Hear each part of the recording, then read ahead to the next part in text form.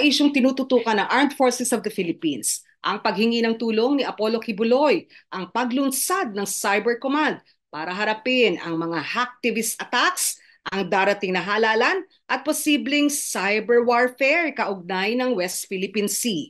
Pag-uusapan po natin yan kasama si Colonel Francel Margarit Padilla, ang kauna-unahang babaeng spokesperson ng Armed Forces of the Philippines. Siya rin po ay nanalo doon sa 2023 Cybersecurity Woman of the Year, pero hindi naman hihigit 59 countries lang naman yung kanyang nakatunggali. Siya rin po ay naging commander ng 7th Signal Regiment ng Armed Forces of the Philippines. Magandang araw, Colonel Francel Margaret Padilla. Magandang araw, ma'am.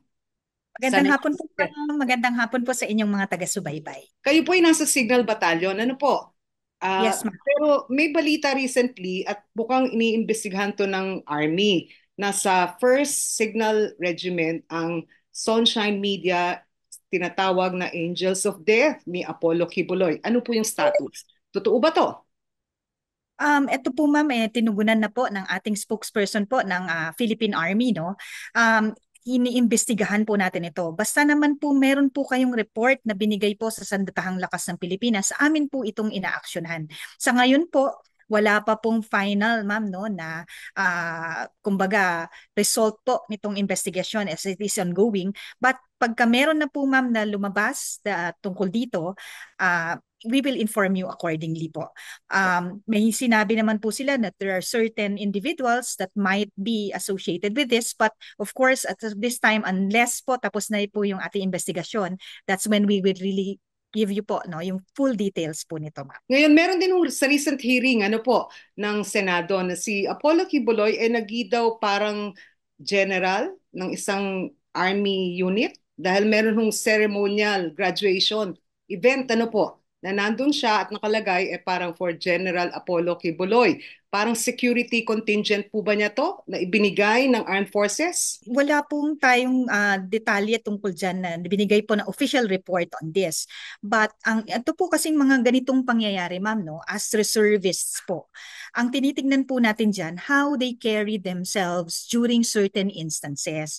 So Okay. mayroon po kasi, ma'am, mga pronouncement that was made as a reservist. So kung ito pong pagre-representa nila ay in uniform and being a reservist, and then yun po talaga pong bibigyan po natin yan ng kaukulang atensyon at kung ano po ang dapat nating aksyonan tungkol dyan. But kapag ka po they do it in an official capacity as a civilian po, no, hindi po as an official capacity of the armed forces, they will be treated din po as civilians. So dito po, ma'am, nagkakaroon po tayo ng jurisdiction kung sino po ang dapat po na magbigay po ng kaukulang aksyon, depending po kung paano nga po nila nirepresenta po ang kanilang sarili. Kahit po sila'y naka-uniforme na reservist doon sa litrato na ipinresent sa Senado? Yes, ma'am. Kung naka-uniforme po sila, then the Armed Forces of the Philippines po will exercise po our policies and our jurisdiction po in this case. Pagka po reservist, ma'am, and in an official capacity, meron din po silang kailangan pong panagutan in terms of the policies and regulations of the Armed Forces of the Philippines, and they can also be tried using our our military courts po. So paumanhin ho, pero parang ang imaheng ipinipresent napaka-friendly ng armed forces o particularly ng army, ano, signal battalion ba yan o reservist command kay Apollo Kibuloy. Paano ko ninyo papahalagahan yung ganong relasyon? Yun ba'y tumpak? O sa iba bang religious groups din, meron din kayong kaugnayan na ganon? Wala po tayong pinipili in terms of who wants to join us as reserve forces. Of course, we want to enjoin more Filipinos po and more skilled personnel to offer their services to the armed forces of the Philippines. But in cases po na meron naman pong ang pag-aabuso or pag defame ng ating uniforme, then they will be tried accordingly po in terms of the regulations nga po ng Sandatahang Lakas ng Pilipinas. Sa ngayon po, ma'am, no, as I said, we cannot formally conclude anything at this point until such time po na meron na po tayong resulta po ng kaukulang investigasyon po na kinokonduct natin. But rest assured po, napatas po tayo dito, wala po tayong kinikilingan, and they will be, kung ano po ang regulations natin, ito po ang susundin po natin. Okay. Para mas malinaw po, Colonel Francel, ano po ba yung mga tungkulin at ano yung mga pribilehiyo ng pagiging bahagi ng Reserve Command? Meron po tayong tinatawag na ready reserve and meron po tayong active reserve. Depende po yan sa skill set po that they offer to the table and sa edad na po natin. So yung fighting class po natin, fighting age po natin, ito po yung ating mga ready reserve po, ma'am, no? Yung pwede po silang tawagin at any one time na kapag ka meron po tayong kailangang ipaglaban, nandiyan po sila. Nandito din po yung ating medyo may edad na po, no?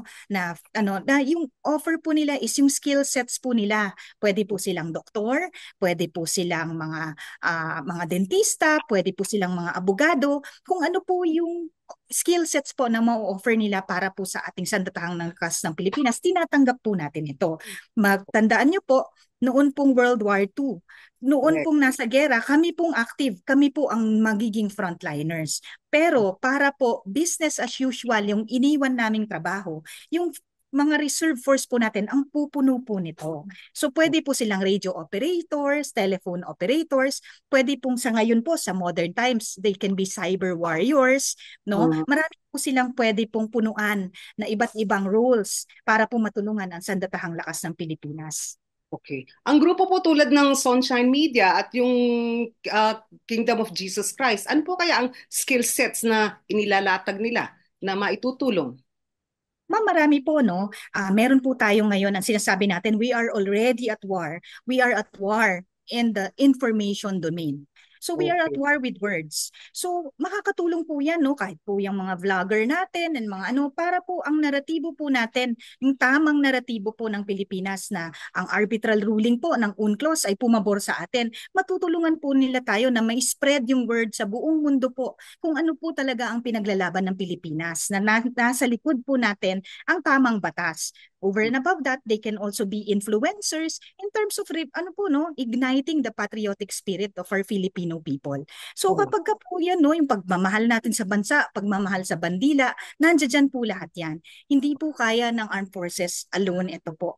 Pagka po nandiyan ang bawat mamamayang Pilipino, natulungan po kami para po ipaalam sa buong mundo kung ano po talaga yung ipinaglalaban natin dito. Napakalaking tulong na po yon para po sa aming mga miyembro po ng Sandatahang Lakas. talagang millennial si Ma'am, ano po, online, offline, on ground. Ganun kailangan po yung tulong, ano?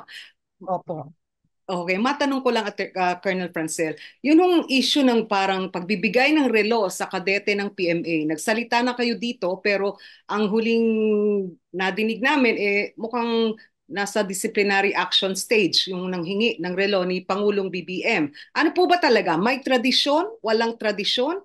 At ano yung disciplinary action na ihahatag doon sa batang nanghihingi ng relo? Ito po ay hindi po tradisyon, no? Okay. Hindi po katanggap-tanggap sa amin ang manghingi po ng anumang pabor o gamit po, no? As cadets are also government ano na rin po, no? Government officials na po. May batas po tayo tungkol diyan na hindi po tayo maaaring tumanggap ng anumang regalo. That he admittedly made a mistake po. This is an isolated incident. Hindi naman po ito talagang karaniwang nangyayari. But syempre po, there could be we do not want to speculate, ma'am, no? But of course, pwedeng yung euphoria po, no, na graduating ako, lahat ng paghihirap ko ng 4 na taon, nasa harap ko, walang iba kundi ang Pangulo ng Pilipinas. So maari pong nadala din po siya, no, sa emotion at that point, though we cannot speculate how he was feeling that time. But we admit po that he committed a mistake and he already paid for that mistake by being reprimanded accordingly po in terms of the regulations set forth by the Armed Forces of the Philippines. Okay. So, reprimand would be what? Parang suspension ng benefits o parang dismiss from service? Hindi naman ganon. Hindi naman po, ma'am, but it will serve as a reminder and it will be part of his records that nagkaroon po siya ng ganong pagkakamali. So ito naman po will be a reminder for everyone na rin po, no, na not to commit the same mistake po in the Okay. future.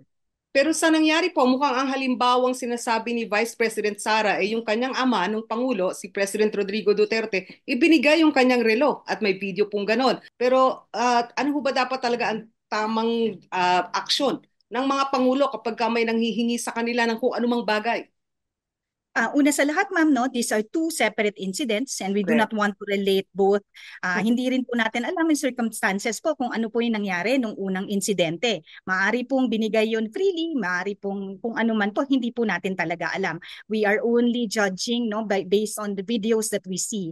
So it will be depending on perceptions of certain people. So sa ganito po, kami po as an organization, we are a regimented organization. 'Di ba Correct. po, lahat po sa amin ay talaga pong itinuturo, kami po ay governed by a set of rules and regulations that we strictly follow. And we adhere po to these rules and regulations. And sabi ko nga po, pag may nagkamali, talaga pong kailangan po naming panindigan po ang pagkakamaling nagawa namin. So ito po, ma'am, in any of these instances po, we respectfully request po, no, na for the AFP na hindi na po madawit sa mga usapan po ng politikal.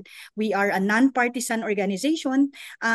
Professional po kaming lahat and hindi po namin sana gustong madawit ng aming pangalan po being adjudged po, no, by the latest Okta survey as one of the most trusted organizations of the Philippine government. So gusto po naming panindigan ang pagiging trusted namin by being non-partisan and very professional po in our dealings.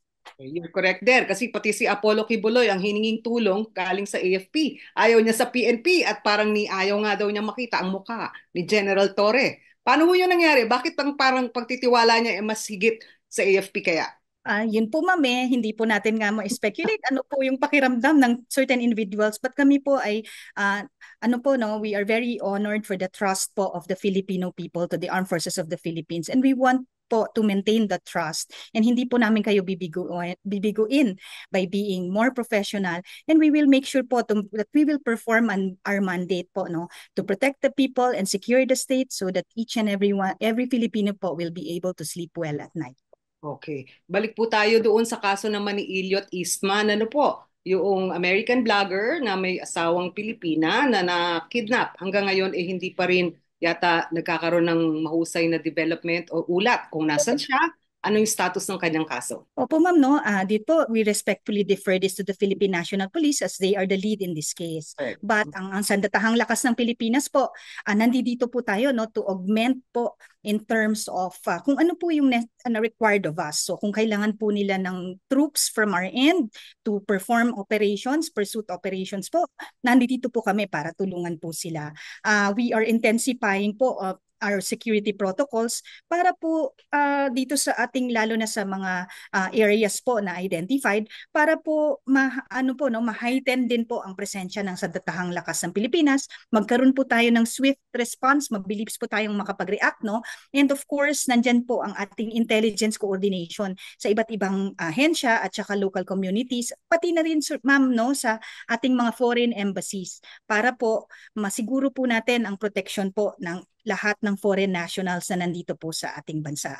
Ang ating pong sandatahang lakas ng Pilipinas ay committed po tayo, no, para po ma-attain natin ang just and lasting peace and uphold the safety of both the residents and pati po ating mga bisita para naman po dumami rin po ang turista po rito sa ating bansa. Colonel Francel, hindi po mawawala sa isip ng tao na magkaugnay yung responsibilidad ng police at ng armed forces. Pero sa darating na halalan, parang tila may pangamba ang mga tao na baka yung pagkakaugnay na yon dapat mas maging malinaw. Halimbawa po, ano po ba yung outlook bahagi ng Armed Forces of the Philippines in terms of yung hotspots o areas of interest? Saan po sa tingin ninyo may dapat tutukan pa ng higit para maiwasan yung mga patayang nagaganap ngayon sa Abra o yung mga isolated incidents ng killings na parang police public order duty pero apektado ang lahat? Ano po yung tungkulin ng armed forces dito? Tayo naman po ay working closely and hand in hand, very, very close po yung coordination natin sa lahat ng ahensya. Iisa lang po tayo, lahat po tayo ay Pilipino.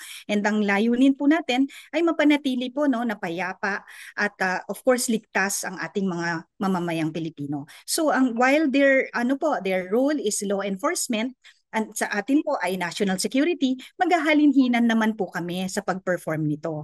So kung meron pong mga areas na kailangan nila ang tulong ng sandatahang lakas ng Pilipinas, nananarito po kami. Pero sa pag-imbestiga po and any law enforcement function, unless we are deputized po, then sila pa rin po ang main po and lead in those cases. So tulong po kami and sama-sama po kami para po sa parating na halalan, binigyan na din po kami ng malinis na mandato rin po rito. Under po tayo ng COMELEC sa mga ganito po. So sa pag-protect po sa mga pag-transport ng balota, sa mga presinto habang bumuboto, sa mga hotspots po, dadamihan natin ang tropa natin dyan. Kapag ka po mga any po na kailangan po ng Armed Forces of the Philippines po na rule.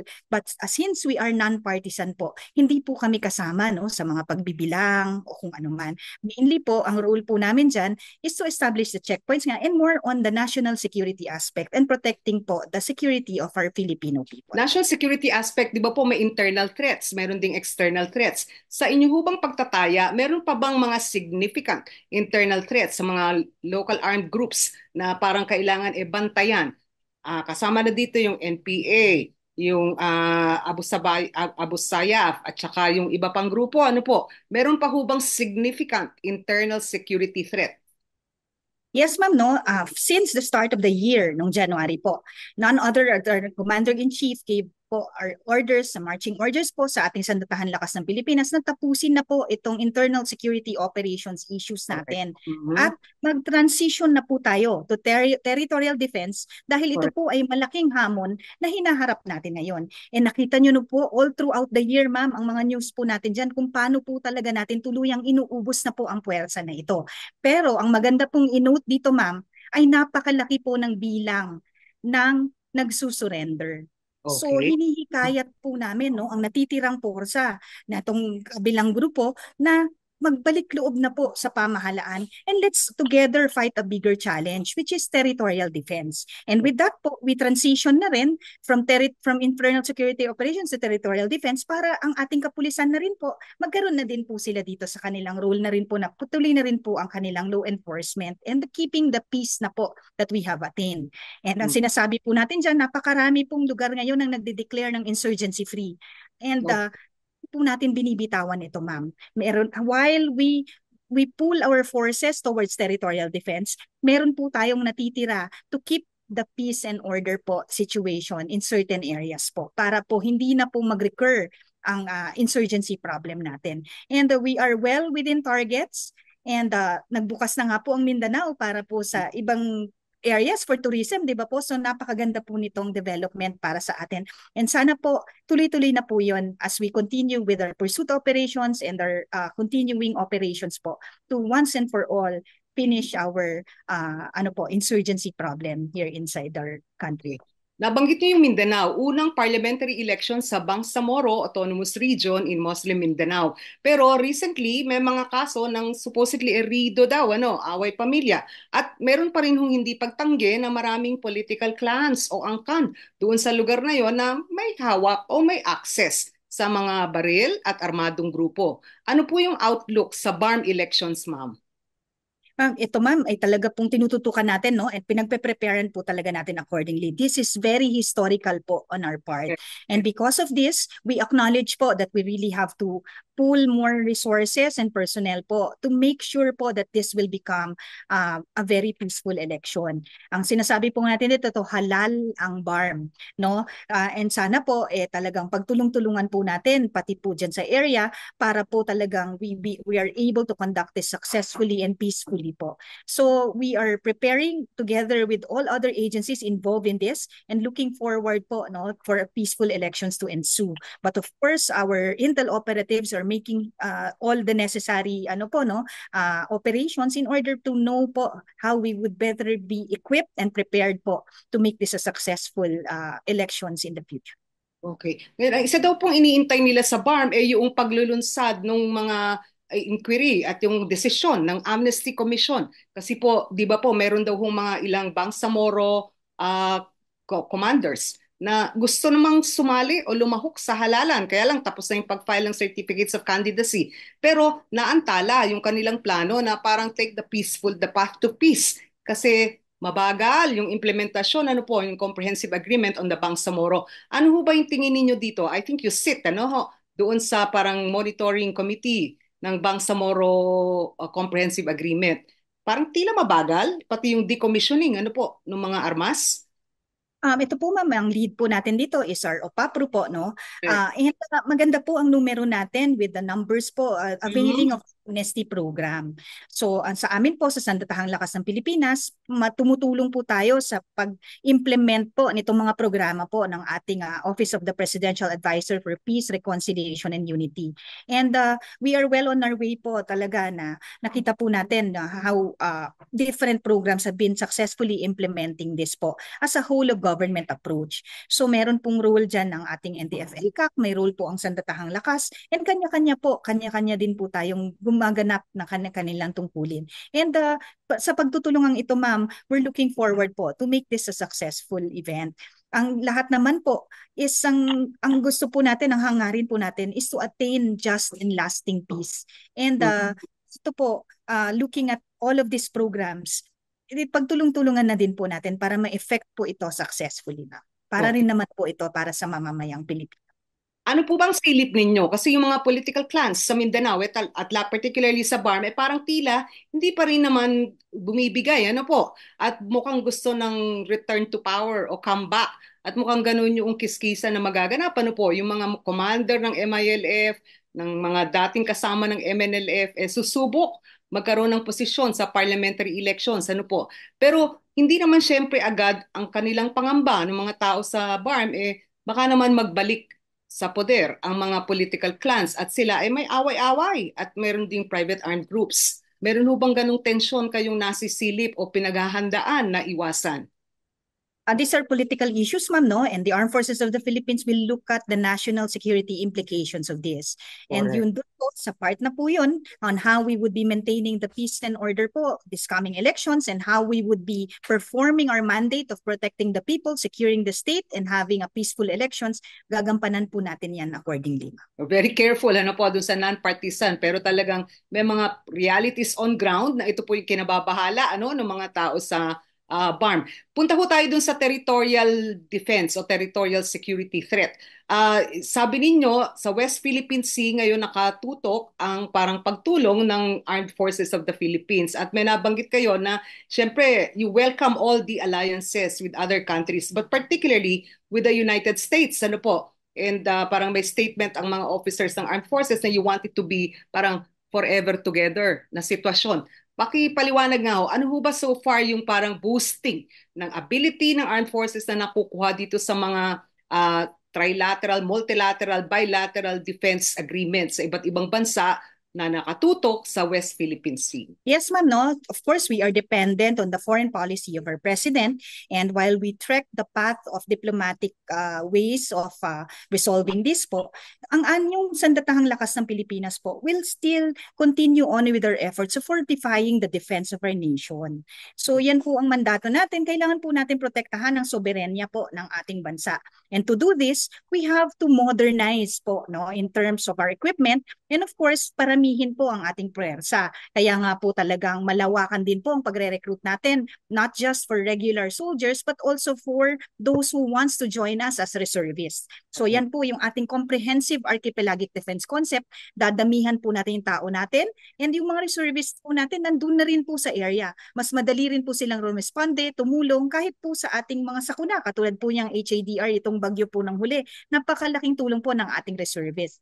So other than the tao, andyan din po ang ating mga kagamitan. So modernization po. And nagpapasalamat po tayo sa Philippine government for supporting po the modernization projects of the AFP. For next year po, tututukan natin ang modernizing of our Navy, our naval assets, our air assets, and of course, cybersecurity. Dahil sa cyber po, walang mahirap at mayaman na bansa. Kaya po nating sumabay kapag sa cyber po. So ito po, no, over and above that, we are also strengthening alliances. Dahil ito po usapin ng South China Sea and West Philippine Sea, hindi lang po tayo ang apektado dyan. This involves trade to the whole world. Therefore po, itong well-meaning nations and like-minded nations, nandiyan po nung nahalinhinan nila tayo. Meron nga, ma'am, no, na international entity na dinob po ang Philippines na tayo daw po ang guardians of the South China Sea. Kaya tayo lang po ang bansa na nagsasalita against the other nation about this South China Sea issue. And dahil tayo po ang nandiyan, no, nandiyan po yung suporta nila dahil meron nga po silang stake dito sa usaping ito. And wala naman pong kahit sinong bansa ang pwede pong magdikta kung paano po natin palalakasin ang defenses ng bawat bansa. So tayo po, we are strengthening our alliances para po masabi din sinasabi din po talaga nila na kaya namin no na tumulong at kaya naming mapapunta ang at aming mga puwersa pag kailangan ninyo hindi lang sa panahon po ng gulo kundi pati pa sa panahon ng sakuna. So makita nyo ma'am no itong drills natin na kasangga that is happening. Nandito po yung puwersa ng ibang nasyon. And nagkaroon po tayo ng bagyo, tumulong po agad sila dahil nandito na rin po sila. So ang Australia po tumulong and nung Sabado po, dumating na rin po ang C-130 aircraft po ng Singapore and may dumating rin po na EC-725 aircraft po ng Malaysia. So ito pong alliances natin, bilateral and multilateral, we see them in action. Especially po ngayong sakuna, nakita po natin na talagang ito pong mga alliances natin are also making the necessary actions to help us in these cases po. Okay. Colonel Francel, himayin po natin. Sinabi ninyo to recruit more people, our active at saka reserve forces. Ano po yung target? Ilan ang kailangan ninyong i-recruit sa susunod na taon? Sa ngayon ma'am, I don't have the exact numbers, but tuloy-tuloy po yan and makita po natin talaga ma'am no, yung influx po ng applications, dumoble at trumiple po kahit mula doon sa talagang targets natin every year. So nakita po natin na at this point in time, the patriotic spirit and the nationalism of the Filipinos is very high as they want to offer services as in the capacity of being members of the armed forces. And we're really very happy po with this, no? And with the comprehensive archipelagic defense concept at play in the coming years, dadami po itong quota natin for this. And maraming salamat din po sa suporta po and the zeal po to join our ranks. Ano po yung qualifications? Parang sino yung pwedeng mag-apply, sino yung medyo hindi pwedeng mag-apply kung sa active force po? Iba-iba yan ma'am, no? We have of course from the Air Force, the Army and the Navy. In general, ma'am, no, we have, of course, a flat requirement in terms of height requirement, physical abilities po, no, yung kanilang physical fitness, and of course, medical, no. Susundin pa rin po natin itong mga parameters na to. So they also have to pass the examinations that are required. And dun po, very din po yung ating screening in order for them to join. Kapag ka naman po they lack the height requirement but they have the necessary skill set, meron po tayong tinatawag na special enlistment. So itong special enlistment po, meron silang skill set that they can offer to the armed forces but they do not satisfy the requirements. Baka po maliit or makapal po ang grado ng salamin. Dito pong mga to, na we-waive po siya accordingly. Depende po no, sa skill sets that they can offer for the armed forces. Ano po yung height requirement? It's a flat po at 5 feet. 5 feet. Okay. Pag same mababa, for male and female. Okay. At ang mata ay dapat 20/20 vision ba? O yes, ma'am. Opo. May grado. At ang medical certificate dapat clear of what type of ailments? Lahat po yan, ma'am, no? Ang medical exam po natin is really very tedious. Talaga pong lahat tinitignan, ma'am, no? And lalo na po, syempre, dapat walang kondisyon sa puso kasi syempre, ma'am, it's gonna be very physical po yung even the training, no? Mga ganyan, ma'am. And of course, hindi lang po yan, pati po ang mental state. So, ang psychological exams po rin natin is very tedious po. So, ito po lahat kailangan po nilang ipasa. Ano yung mental psychological test kung gusto nyong silipin?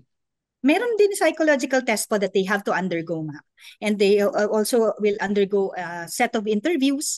Lahat po yun, ma'am. So, iba-iba po siyang stages that you have to pass through. And you have to pass all of those stages in order for you to be qualified as a soldier of the Armed Forces of the Philippines. Para naman ho dun sa budget na kakailanganin nyo. So, kailangan nyo ng dagdag na tao, active forces at reserve forces. Pero, ano hong budget ang kailangan ninyo? Sabi ninyo, nasuportahan yung modernization program pero para sa equipment and equipage at saka palagay ko mga air and naval assets yun ano.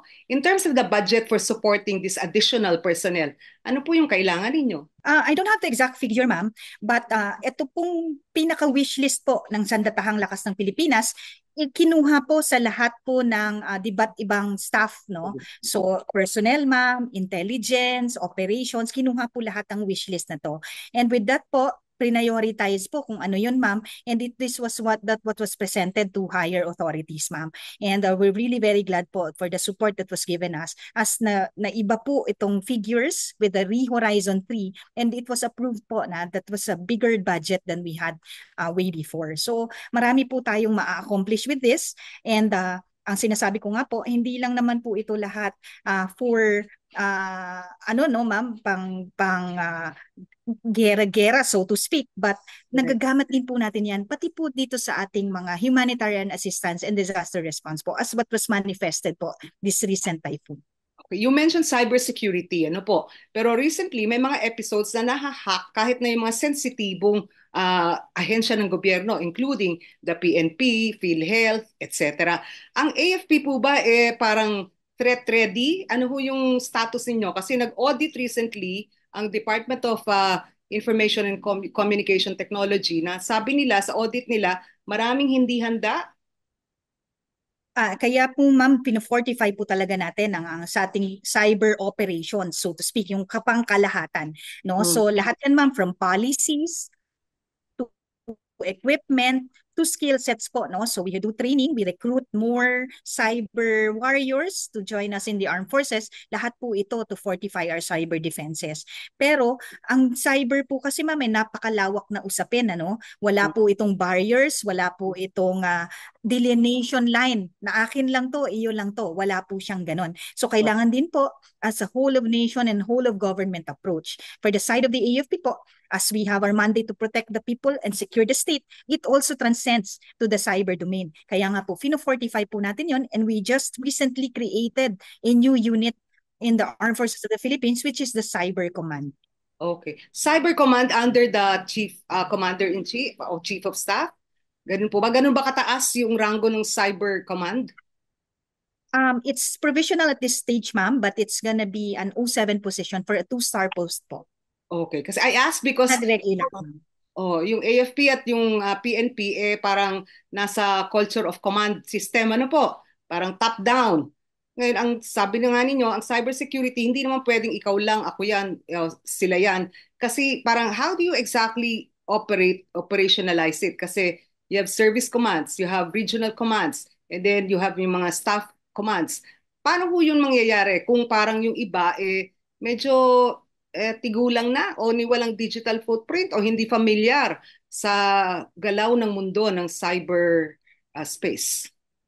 Ito mama, we wanted to have an umbrella unit to marry the siloed ma'am, no, approaches together. So dati meron naman po kaming cyber battalion sa Army, may cyber din po ang Navy, at po yung Air Force. No, so we wanted to marry all the efforts together, kaya po tayo merong Cyber Command. Syempre kasama din po niyan iba't ibang units din po that directly deals with cyber operations, no? Kati po yung ating social media, kasama na rin po dyan. So makikita po natin yung efforts all together. And ang isa din pong malaking tulong dito is teaching a lot about cyber hygiene. Kasi ang cyber po, basta po bawat mamamayang Pilipino kasama po dyan, for lack of a better term for cyber security. No? Minsan po kasi akala nila technical yan cyber security. Pero hindi po. Pag ikaw po may cellphone, kumonekta ka po sa internet, you are part of cyber. Dahil pagka marunong ka po na pangalahalagaan ang sarili mo sa sarili mo pong gadget, collectively po, no, ang bawat mamamayang Pilipino, we're forming that barricade of cyber defense of the Philippines. Kapag bawat isa po may mapanuri, hindi po tayo nagkiklik ng mga kahina-hinalang link, no, sama po tayo sa solusyon na maprotektahan po ang ating cyber defenses. Over and above that, ma'am, pati po yung pagtulong, no, ng bawat mamamayang Pilipino sa hindi pag-spread ng fake news. Napakalaking tulong na rin po niyan para po sa amin na patayin po natin yung narrative ng mga nagpapakalat ng mga maling impormasyon. Okay.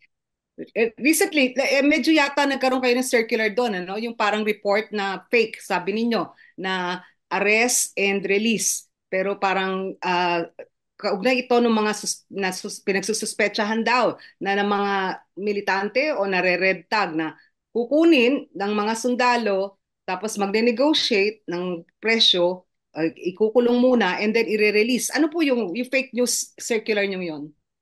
Opo ma'am, no, ito po ay isang misinformation campaign po, no? And ang layunin po nito is to ano no, pababain po yung public trust and minamanipula po ang mga naratiba. So Mhm. dito po sa kasong ito, nire-recognize po natin na kailangan po natin talagang i-uphold itong transparency and Mhm. i-prevent po natin itong mga ganitong taktika na ang intention po ma-exploit yung public sentiment na and nami-mislead po yung ating mga kababayan, no. So ito Mhm. pong tinatawag na abduct, surface, donate and release scheme. Correct. Nagrerepresenta po ito ng isang very concerning po na pattern po, no, ng pagpapakalap ng misinformation.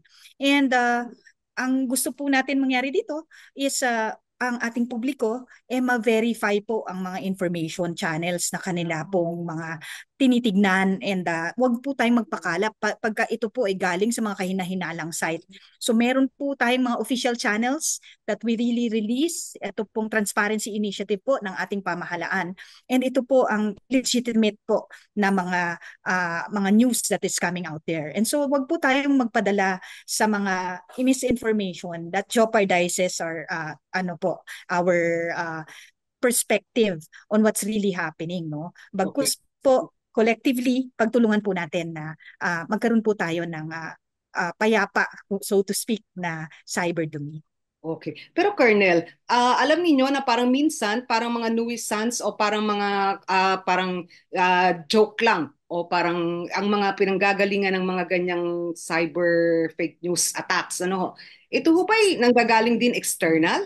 Sa tingin niyo ba talagang cyber warfare ba yung mga ganyang attacks na o parang mga mischief attacks lang yan? Marami yan ma'am, no, that can be categorized in different things. Kasi pwede po kasi depende po kung ano po yung tinatawag nating motibo ng mga Correct. pagpapakalap ito. So meron po tayong mga motives galing from mga hacktivist, ang tawag natin, aktivista po, pero nandito sila sa cyber domain. Meron din po tayong nation state attacks, no, Mhm. na pwede pong brought about by the geopolitical tensions that are coming in and they want to disrupt, no, paguluhin po, no, yung estado natin dito sa loob by having iba-ibang opinion, no, and i-deviate tayo sa mga bigger issues at hand. So maganda po na alamin natin ang motibo behind all of these attacks that are happening in the cyber domain by looking at the sources of information that are coming out there. Kaya nga po ang panawagan namin sa bawat mamamayang Pilipino, maging mapanuri po tayo na pag Oh, hindi po legitimate itong site na to, i-report na po natin para po mag-take down po itong mga sites ng nagpapakalat ng misinformation and disinformation. sa mga inyong datos, ano yung lumalabas? Mga parang hacktivist ba to o state-nation conflict ang motibo? Marami yan ma'am, no, iba-iba na po. Every day ma'am, we are able to monitor, no, these attacks that are happening, and that is also one good way na makita natin, no, we have intrusion detection systems and intrusion prevention systems, and Wow. dito po Mhm. nakikita po natin ma'am, no, yung sources of these attacks, but of course we have to establish po the motives behind these attacks po, kung ano, para makita po natin ano po talaga ang punot dulo and rason kung bakit po ginagawa itong mga breaches na ito. Okay, pero it would help citizens ano ho, to be more discerning kung alam nila na kung ang motibo ba ay nanggagaling sa labas o ang motibo ba ay mischief hacktivist attacks lang ito.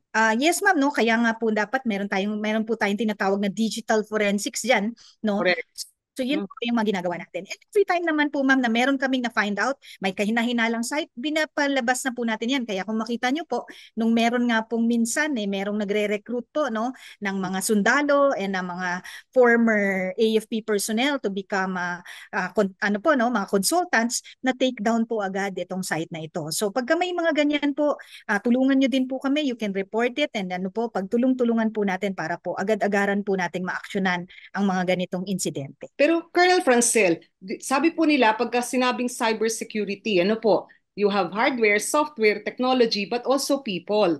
Ano ho yung Yes. behavior so far nung 100,000 plus na mga personnel ng AFP? Kasi you talked about the need to teach, ano? A lot of them, kung ano yung cyber etiquette o discipline o cybersecurity protocols. Kaya ba yung i-enforce sa AFP? Kasi you could be so vulnerable because you have so many people. within the force.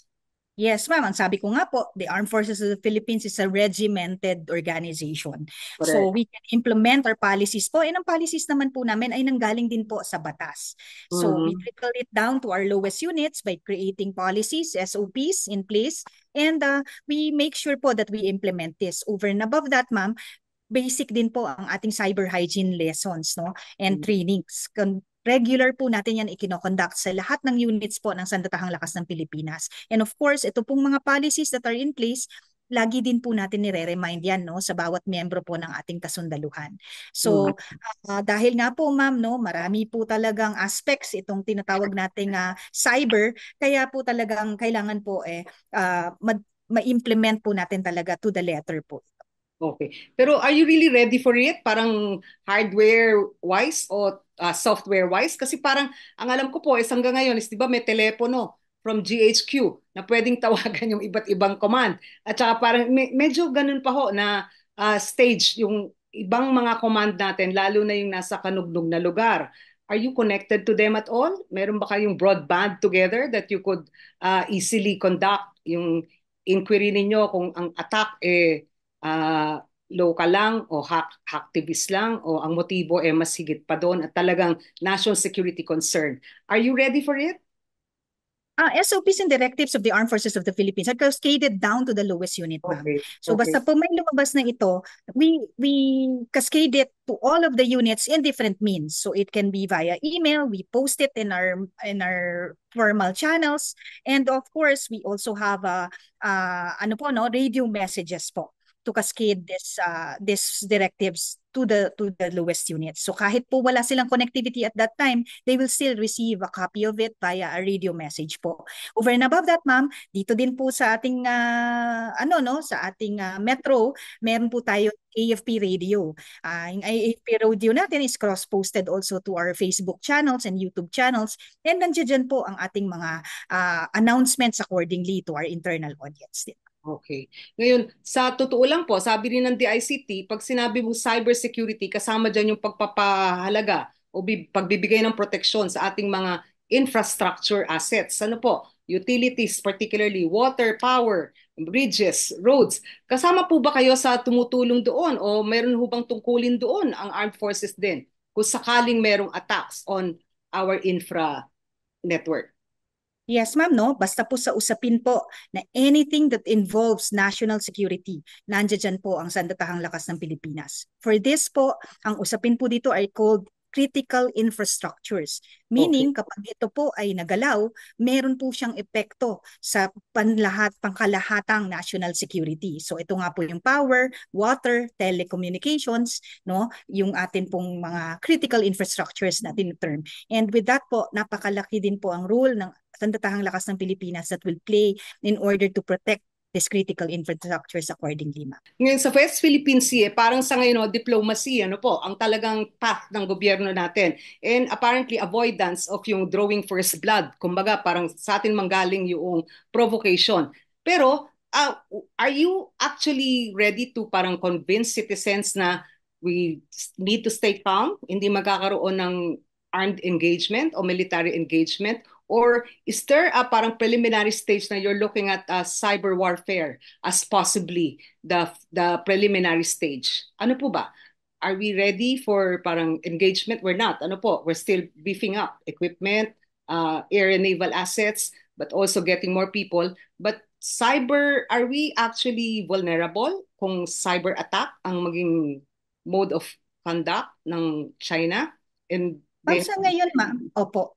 As I said, we are already at war. We are at war with words in the information domain. And correct. dito po, Okay. ito po, dyan nga po ang mga avenues where we are at a level playing field. Wala pong mahirap, mayaman na bansa sa information domain and sa cyber domain. Kaya nga po dito, pumapantay po tayo dyan. And we're really strengthening our capabilities in these domains.